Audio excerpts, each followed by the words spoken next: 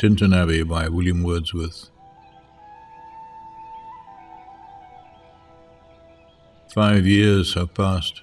5 summers with the length of 5 long winters, and again I hear these waters, rolling from their mountain springs with a soft inland murmur.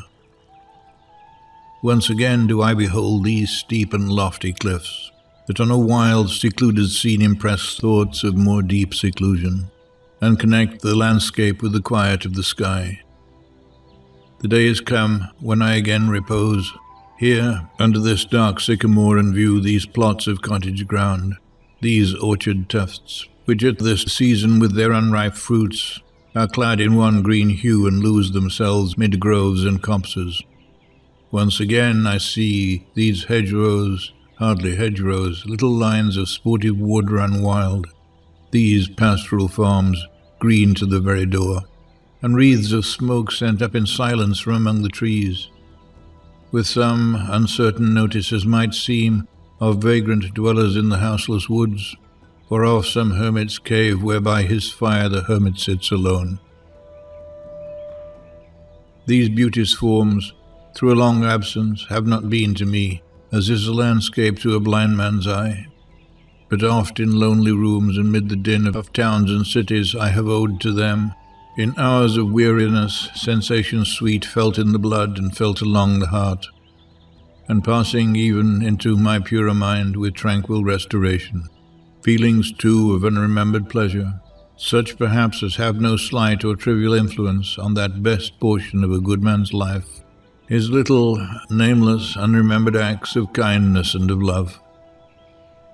Nor less, I trust, to them I may have owed another gift of aspect more sublime, that blessed mood in which the burden of the mystery,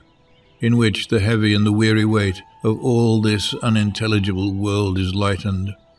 that serene and blessed mood in which the affections gently lead us on, until the breadth of this corporeal frame, and even the motion of our human blood almost suspended, we are laid asleep in body and become a living soul, while with an eye made quiet by the power of harmony and the deep power of joy, we see into the life of things. If this be but a vain belief, yet oh, how oft, in darkness and amid the many shapes of joyless daylight, when the fretful stir, unprofitable, and the fever of the world have hung upon the beatings of my heart, how oft in spirit have I turned to thee, O sylvan Wye, thou wanderer through the woods,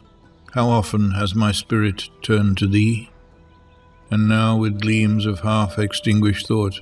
with many recognitions dim and faint, and somewhat of a sad perplexity, the picture of the mind revives again. While here I stand, not only with the sense of present pleasure, but with pleasing thoughts that in this moment there is life and food for future years. And so I dare to hope, though changed, no doubt, from what I was when first I came among these hills, when like a roe I bounded o'er the mountains by the sides of the deep rivers, and the lonely streams, wherever nature led, more like a man flying from something that he dreads than one who sought the thing he loved. For nature then, the coarser pleasures of my boyish days, and their glad animal movements all gone by, to me was all in all. I cannot paint what then I was. The sounding cataract haunted me like a passion. The tall rock, the mountain, and the deep and gloomy wood, their colours and their forms were then to me an appetite, a feeling, and a love that had no need of a remoter charm by thought supplied, nor any interest unborrowed from the eye. That time is past, and all its aching joys are now no more, and all its dizzy raptures. Not for this faint eye, nor mourn nor murmur, other gifts have followed,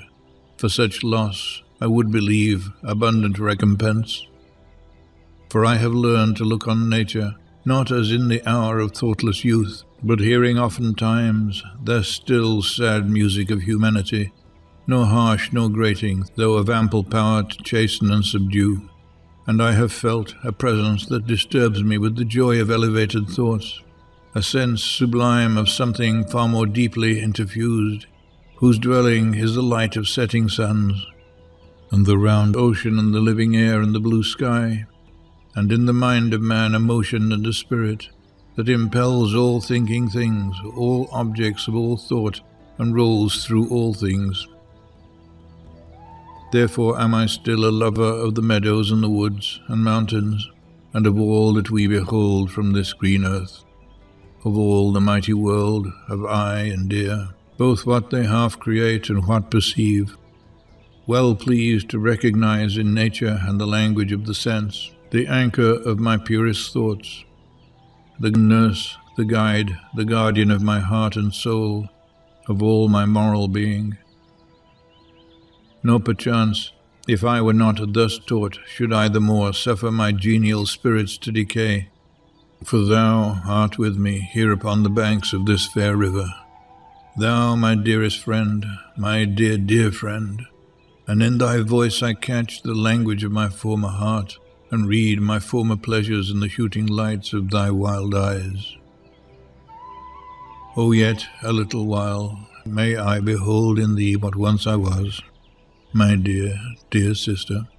and this prayer I make, knowing that nature never did betray the heart that loved her. 'Tis her privilege through all the years of this our life to lead from joy to joy,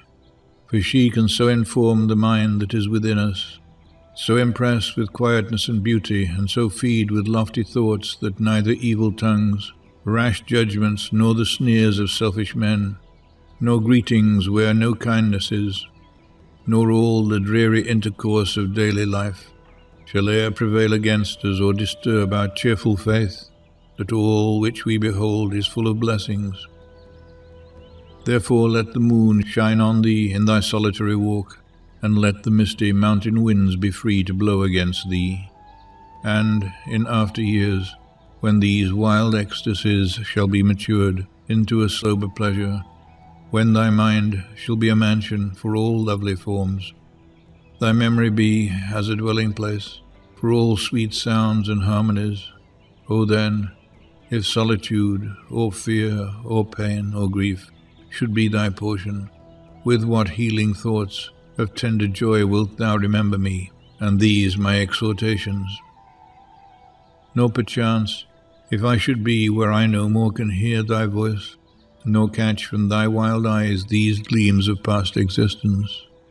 wilt thou then forget that on the banks of this delightful stream we stood together, and that I, so long a worshipper of nature, hither came, unwearied in that service,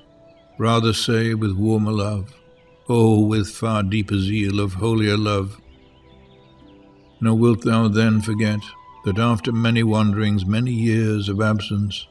these steep woods and lofty cliffs, and this green pastoral landscape were to me more dear, both for themselves and for thy sake.